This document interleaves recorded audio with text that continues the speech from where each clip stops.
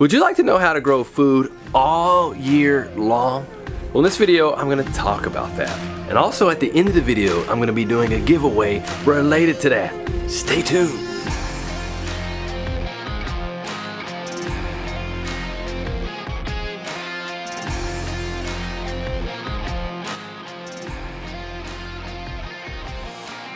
The thing that initially got me interested in homesteading was gardening. And my wife and I, we had a house in the city and we started a garden about 13, 14 years ago. And we were doing what we could to grow in that space. And I was really excited to have my first garden. And we were growing different things in the front and backyard of our urban homestead. And then after some time, we wanted to take things to the next level. So we sold our house in the city, sold everything, moved out into the country to live in a yurt and take our gardening and homesteading to the next level.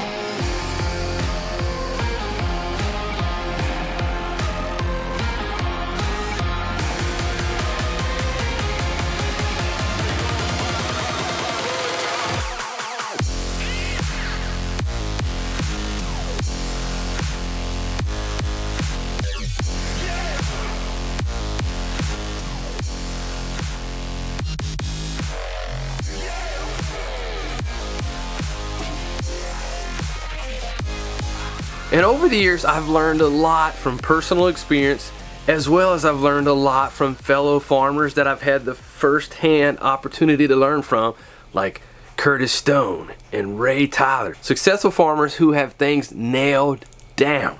And there are 3 key secrets that I have learned to have a perpetual harvest or food all year long. And the first one of those is plan. You gotta have a plan. And not just any plan, but a right plan for success. Many of you know that I used to do bodybuilding and I was a personal trainer.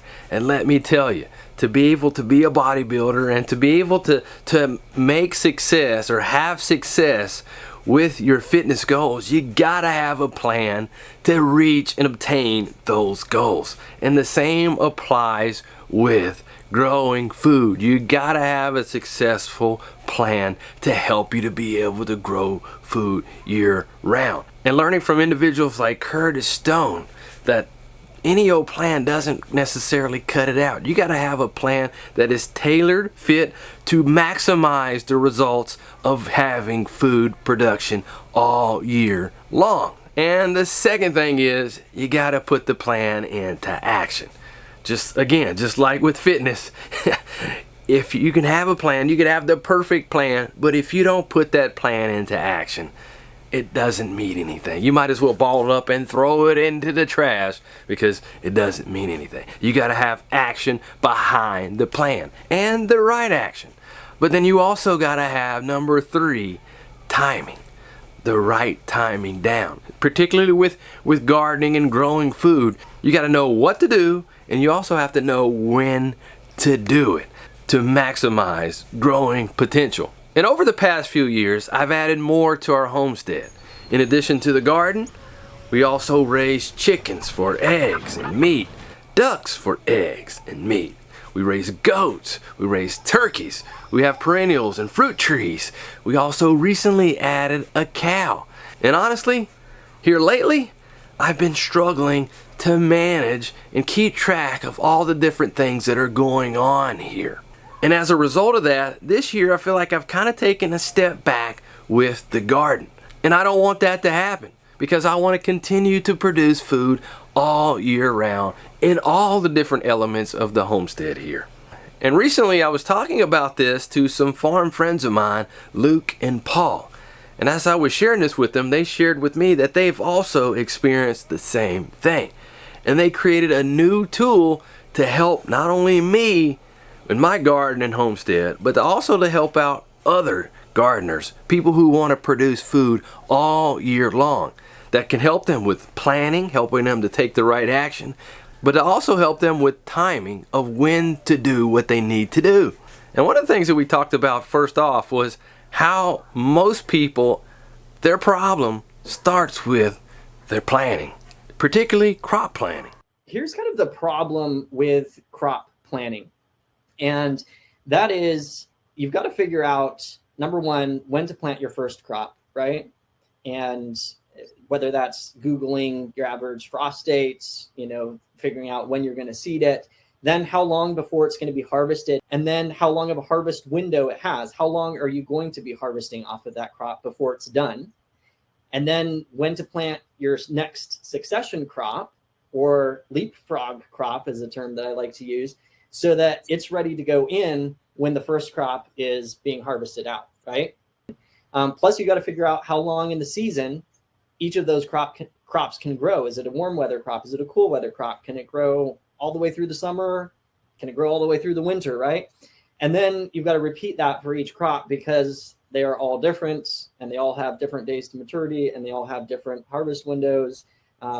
And you've got to figure out at the end of the day how you're going to map all of those crops into your physical growing space. If you're looking at this and thinking, man, that's complex, the truth is that it can be very complex to figure out a good succession plan. And this tool that they created is called SeaTime. And what I like about it is that, one, it helps you to know what to plant, when to plant it, and also when to harvest it.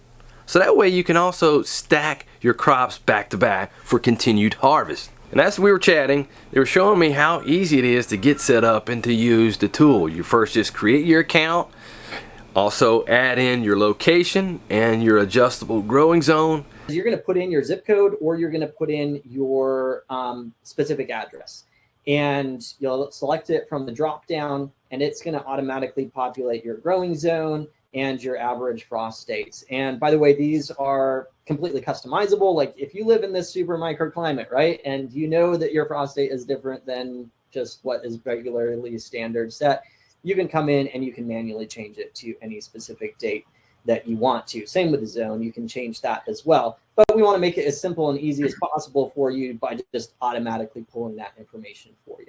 And then it's pretty easy to start putting plants into the plan.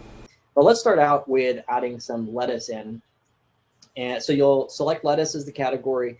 You can then select a specific variety. And once again, we have a whole lot of varieties, hundreds of varieties built into SeaTime. So if you know what variety you want, let's say that I'm going for like a Jericho lettuce, right?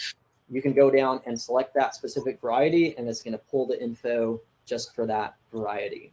And then down under the advanced settings, this is where you can get a little bit more granular and adjust the settings of the planting of lettuce that you want to put in here. So what SeaTime is going to do is it's going to auto-populate this section with suggested planting information. So for example, for a fall-winter planting in 2023, it's going to auto-suggest that we seed it 7 weeks before our first frost date. So this makes it super easy for beginners to come in and just add crops in with the auto-suggested timing. If you have a bit more experience, you can come in and you can adjust this. If you wanted to switch it, for example, to start planning for next year, you can switch it to a spring-summer planting for 2024, and that's going to land it in the next season, right, for next year. You can even set the date manually. There's other options here to change between transplanting or direct seeding. You can set the days to maturity, the harvest window length, how long you expect to harvest out of it, succession spacing. Once again, I just want to point out, especially for those home gardeners, maybe a little bit newer, the good news is that we do autofill this with pretty standard suggestions. And then for those that want to dive down a little bit deeper, you can go in and you can manually adjust them. And the tool automatically provides season recommendations. We click schedule, it's going to drop that lettuce into our calendar plan, and it will tell us when we should be seeding it, when to prepare the bed, when to transplant it, and an expected harvest time for that lettuce crop. And then depending on the crop and the length of the crop, we actually sometimes will throw in some cultivation reminders to check in on that crop as well. What's super exciting is once you have your plan in your calendar, what happens is SeaTime automatically ports that plan over into our task list here, into SeaTime tasks. So you'll come over to SeaTime tasks. So you can see, okay, we've got a bunch of crops that we're harvesting right now and a couple crops down here that are ready to transplant. according to our plan. So each week you can come into your task list here, and it's basically like following a recipe for your garden, right? You come in, you mark off the tasks as complete. As you do them, what's going to happen is as I mark these transplanting tasks as completed, it's going to reflect that back over in the calendar. If I come back down to today, you'll notice those tasks get marked as complete on the day that you completed them there. And it just locks in a record of what happened. So SeaTime is not only a planning for the future, but it's also a record keeping of what actually happened in your garden. So later you can look back and see exactly what happened. And one of the major keys to having year-long production is with succession planting. And SeaTime is set up to do just that for every growing location. In SeaTime, once you have a planting in, you can come over to a crop and you hit the little menu, and then you can come down and add a succession planting. If we add a succession planting in, you'll notice it added it in 2 weeks later from my first planting of lettuce. I can go back and add another succession planting if I want to. And the way that we have these succession plantings set up, you'll notice that we're lining up the harvest time. So as one is finishing up, and we're just saying that these are plantings of lettuce where you're harvesting the whole head, right? Instead of just the outer leaves. So we give you about a couple weeks to get, all of those plantings of lettuce harvested out from that first planting. And then you've got a second planting that's coming in and starting to harvest a couple weeks later. A third one that's coming in to harvest a couple weeks later. And so as you can see, just on a basic level, what we're doing here is setting up that succession plan where we have a continual harvest of lettuce coming through. And with planting your crops, another little thing that I found to be pretty interesting was how you can arrange your harvest based on your schedule. Especially me here recently having a really busy schedule with everything going on in the homestead, and also going to conferences, and then also trying to schedule time where you go to see family or actually take a vacation, and that you can actually set up SeaTime to manage your harvest for when it works well for your schedule. Well, let's just say that I know that I'm going on vacation from July 16 through the end of the month, right? And so this is just a really bad time to be having a glut of tomato harvest right when I go on vacation, right? So what you can do is you can easily pull your harvest to where you actually want it to be harvesting. So let's say, actually, I want it to harvest mid-August. That's when I'm going to do my tomato canning. And then it's going to schedule backward your transplanting and your seeding time. And within 2 seconds, you have your plan for tomatoes set up, scheduled off of that vacation or whatever it is, right? If you're running CSAs, this is, a small farm. You set up your harvest time so you make sure that you have all those crops ready to go in the boxes of those CSAs, right? In other words, you can customize your harvest dates.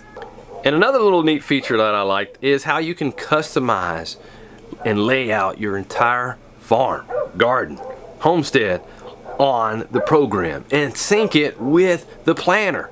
Number one is you can set specific landmarks. So in this case, I have this house here, right, with a porch and a pathway here. And that's just a landmark to create context of my garden.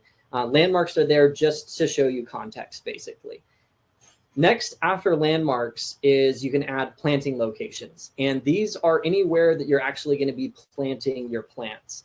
So if I drag one of these in, this is a 4x8 bed. So this could easily be a 4x8 raised bed, right, that you have here in front of your house. You can duplicate that out and you could create multiple 4x8 raised beds in front of your house here. You are not tied down to specific shapes. So these front flower beds here, if I drill down to one of them, you'll notice that it is actually a custom shape. And if you customize it, you can literally go to town with any kind of crazy shape that you want to. These can be anything from your flower beds to, here we have some containers, right? Some round containers on your back porch or side porch here.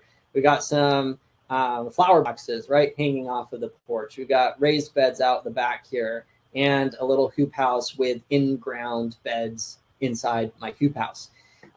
So once you have set up your context and dropped your planting locations in, this is where the fun begins, because now you can pull in those crops. So there's a whole crop section here. You'll click it and it will open up a timeline that actually is going to be reminiscent of what you saw over in the calendar, right?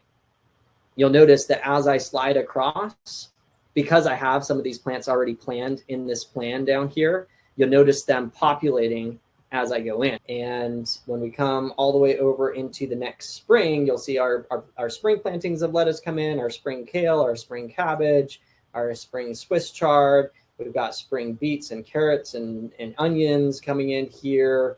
Our green beans our peas have moved up to this place.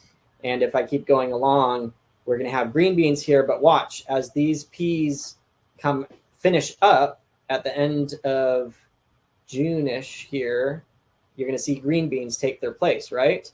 And then when these green beans finish, you're going to see another planting of green beans come and take their place here, plant green beans number 3.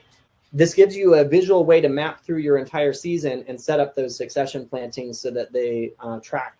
And there's even master classes within the tool to help you out throughout your journey in using it.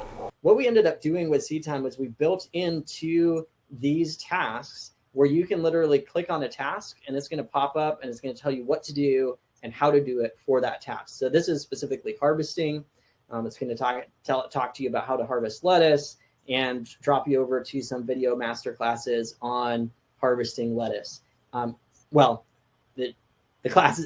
master class actually covers a bunch of different crops. But if I come over here to the transplanting one, it's going to talk about transplanting lettuce, the spacing for it, what to do, how to do it, how to harden it off, and then transplanting successfully, where you can click on that and it will jump you over to our SeaTime masterclass video lesson series that literally just takes you through step by step, like each stage of your garden as you're planning it out. So you have the tools at your disposal to not only know what to do, when to do it, but also how to do it as you're going along and doing those tasks.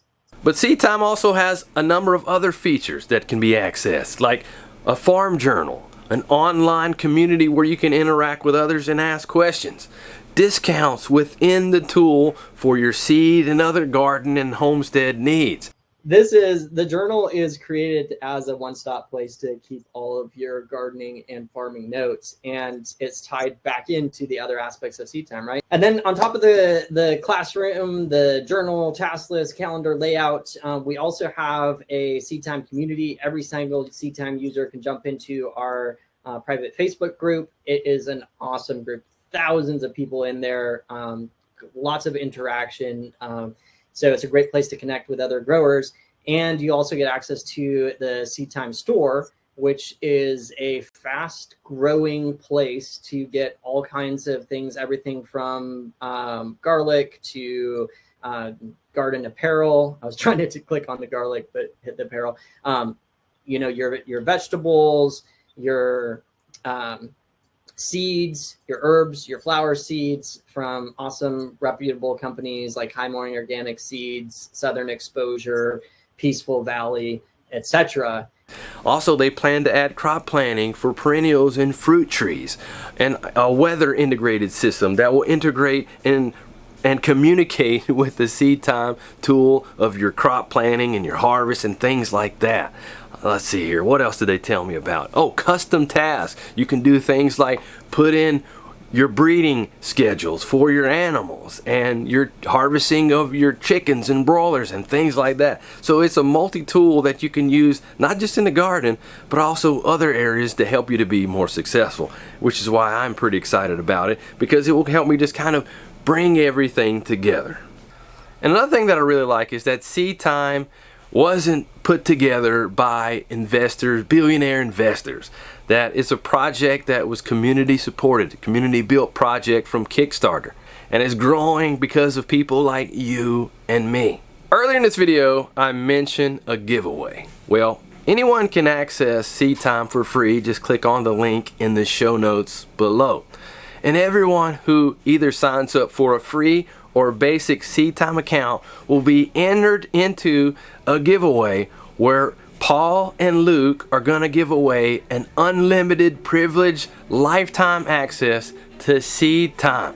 So all you have to do, once again, is click on that link below and either sign up for a free or a basic account, and you'll be entered in, and there'll be a winner randomly selected.